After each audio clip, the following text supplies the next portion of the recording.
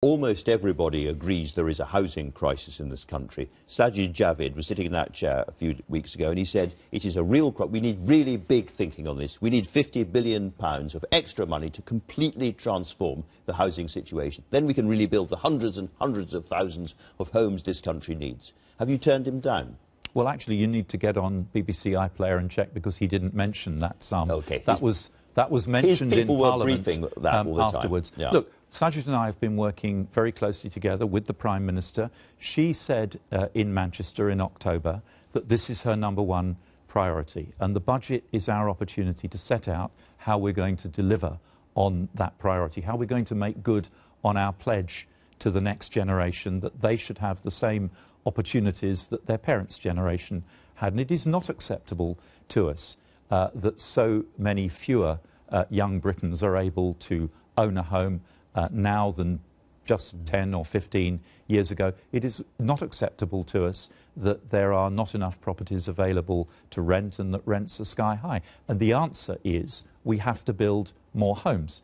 We are delivering planning permissions at record numbers. Actually, we're delivering homes at record numbers. 217,000 in the last year reported this week. That's a dramatic increase. Do you have a target in your head since about 2010? I'm sorry, about the number of homes you'd like to achieve by the end of this Parliament? The challenge here is affordability, and I think experts generally agree that to start to make inroads on the affordability problem, we've got to be sustainably delivering around 300,000 homes a year on average across the housing cycle. That's a big step up from where we are now. There is no single magic bullet, and it's certainly not just about pouring money in, because if you pour money in without fixing the other elements of supply, you will simply create more house price inflation. That makes the problem worse, not better. You come from a development background yourself. Isn't one of the crucial things to have more relatively inexpensive land in the right places where people actually want to live? And that means encroaching a bit in some areas near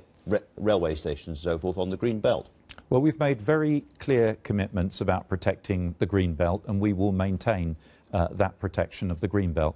But there are lots of things we can do using planning powers, using intervention powers to get planning permissions that have been granted built out. There are, in London alone, 270,000 residential planning permissions that have not today been built. We need to understand why these planning permissions that are going up all over the country, that will continue to increase across the country, why they are not being built out. We will intervene to make sure that they are. We'll use money, we'll use the powers of the state, we'll use the powers of the planning system, but we are determined to get those missing homes built. One of the things that stops younger people getting into homes, whether they're built or not, is stamp duty. It is so expensive now to buy your first home. Is there anything that you can do for them?